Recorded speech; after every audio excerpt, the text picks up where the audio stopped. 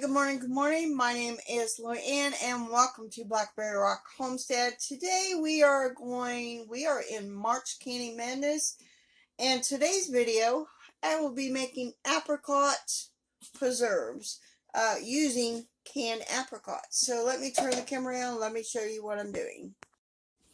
So like I said, I'm using canned apricots. I got 2 cans of these, so I want to make apricot preserves. Now the recipe calls for 5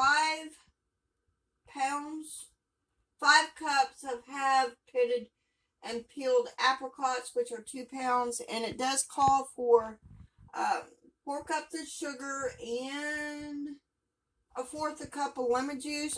Since these are canned apricots, I'm going to put 2 cups of sugar in here, and I'm not going to let them set. The recipe I'm using is out of the Blue Ball canning book. So I'm going to heat these up until boiling. I'm going to add my 2 cups of sugar. That's the only thing I'm going to add in here. I'm not going to add the lemon juice either. And we need to get these up to a gelling point. So I will add my sugar and we will continually stir this. So the recipe says you need to continually stir this. I might go ahead and add the lemon juice to this because I'm going to use these apricot preserves for a different recipe, another recipe, which you will probably see this month. Because, I like doing Recipe Fridays.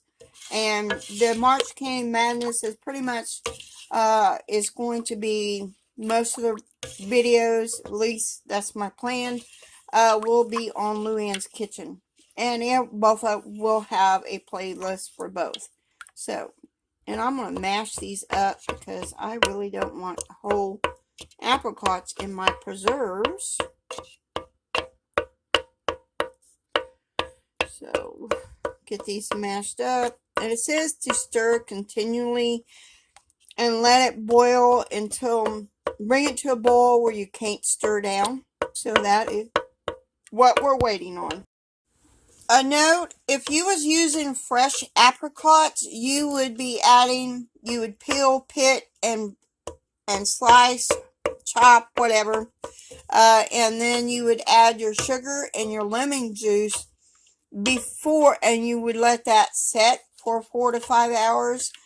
Then you would do this step that I'm doing. Since I'm using canned, sorry about the noise there, using canned apricots, this is how I'm making it.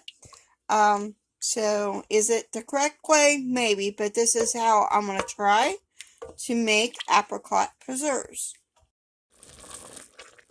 Now that this is a rolling boil that I cannot stir down, we need to boil this until gelling point, which is pretty much where it turns more to jelly. I do have my water bath canner. The fire is underneath it, so we got that going. And so this is what we're waiting for it to start gel. See how it's gelling on, oh, sorry about that. See how it's gelling on the side of the container? And you always want to, when you're canning, use stainless steel on biggest part of your canning, your stuff that you're making. So it's cold outside today, and I figured today would be a great day to do some canning. So that is what I'm doing and filming. And what I'm making today will be probably 2 to 3 different videos. All depends what all I make today. We are almost there. Can you see how it's gelling up on my wooden spoon? See if we can see how it's gelling up. We are about there, and you want to stir this so it won't be sticking to the bottom. Just a FYI. So I have my lids soaking in some hot water. Usually when you do water bath, when I water bath, I like doing this. It's just part of the thing that we need to do. You could put the lids in a pan and boil some water that way as well. That's the way my mama always did it. I have always already wiped the rims with some vinegar since the sugar. I'm going to just put these on there just like so and burn my fingers while I'm putting my hand in the hot water. That is just what happens. And then we just want our rings on there, finger tight, and then put them in our canner, and then we will wait for it to have a full rolling boil. Then it will be 15 minutes. Now, when you're water bath canning and you got your jars in here, you always want the water to be about an inch, maybe more above that, above the top of your jars. And also, you need to, there's an air bubble. I should have probably debubble these jars, but I didn't do that. And this we have hard water here, and there is vinegar, little splash of vinegar in here to prevent the lime from getting on the jars. Anyway, so now we just wait for a full rolling boil, and then we will put the timer at 15 minutes.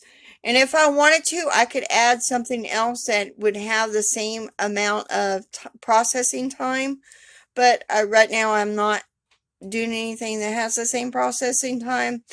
And this recipe calls for things to be put in half pints, so that is what I have to do. So I'm going to put the lid on and wait for it to boil.